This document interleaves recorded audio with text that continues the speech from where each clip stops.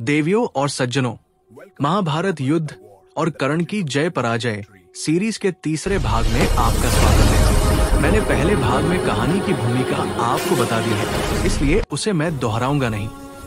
यदि आप इस सीरीज का पहला भाग देखना चाहते हैं तो मैं डिस्क्रिप्शन बॉक्स में लिंक दे दूंगा, आप उसे देख सकते हैं।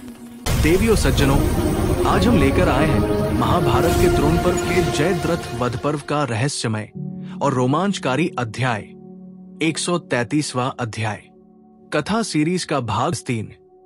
देवियों और सज्जनों, जहां दो महाबली वीर आमने सामने थे, एक ओर पांडवों का गर्व भीमसेन और दूसरी ओर सूर्यपुत्र महाधनुर्धर कर्ण। वो क्षण जब पृथ्वी ने स्वयं युद्ध की सांसें थाम ली थी।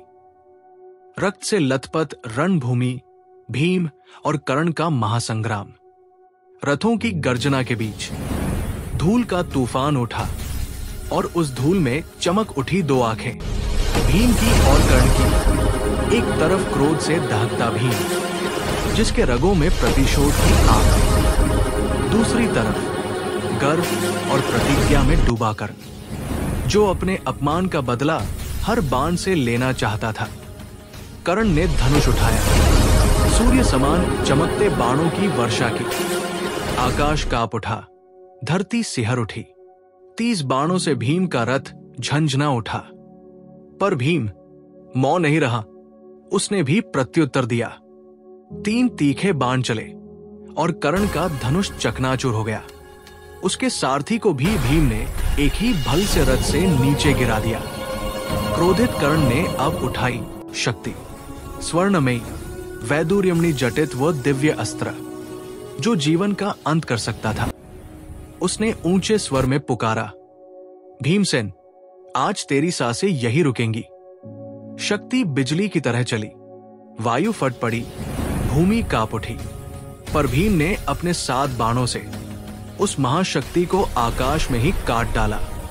अब दोनों एक दूसरे पर बाण वर्षा कर रहे थे। बाणों की आवाजें गूंज रही थी, जैसे 2 गजराज अपने दांतों से भिड़ गए हों। भीम और कर्ण दोनों रणभूमि में दहाड़ रहे थे, कभी शेर की तरह, कभी सांडों की भांति। उनकी आंखों में रक्त था, पर पीछे हटना नहीं।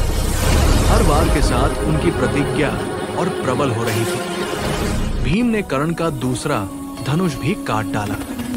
घोड़े और सारथी सब गिर चुके थे। कर्ण का रथ रुक गया, धूल में उसका मुकुट झिलमिलाया। वो स्वयं खड़ा था, किंतु घिरा हुआ था भीम के बाणों से। भीम ने उसकी ओर देखा। अब ये युद्ध नहीं, न्याय है। कर्ण ने भी गरज कर उत्तर दिया, मैं झुकूंगा नहीं, चाहे प्राण ही क्यों न चले जाए। धनुष की टंकार, रथ के टूटे पहिए, घोड़ों की हिनहिनाहट और दोनों वीरों की दहाड़।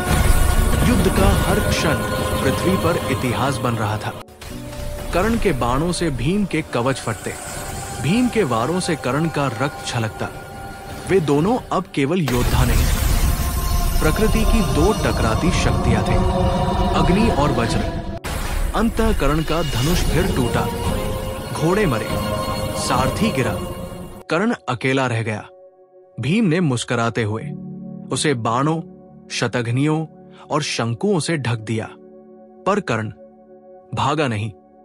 वो अंत तक खड़ा रहा, घायल, रक्तरंजित, पर अड़ेग। यही था उसका गर्व, यही था उसका पतन। इस प्रकार रणभूमि मौन हो गई। 2 महायोद्धाओं का यह संग्राम सिर्फ शक्ति का नहीं, आत्मा का युद्ध था। कर्ण गिरा, भीम विजयी हुआ।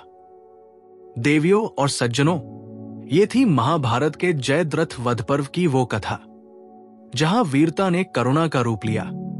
जय हिंद, जय श्री राम।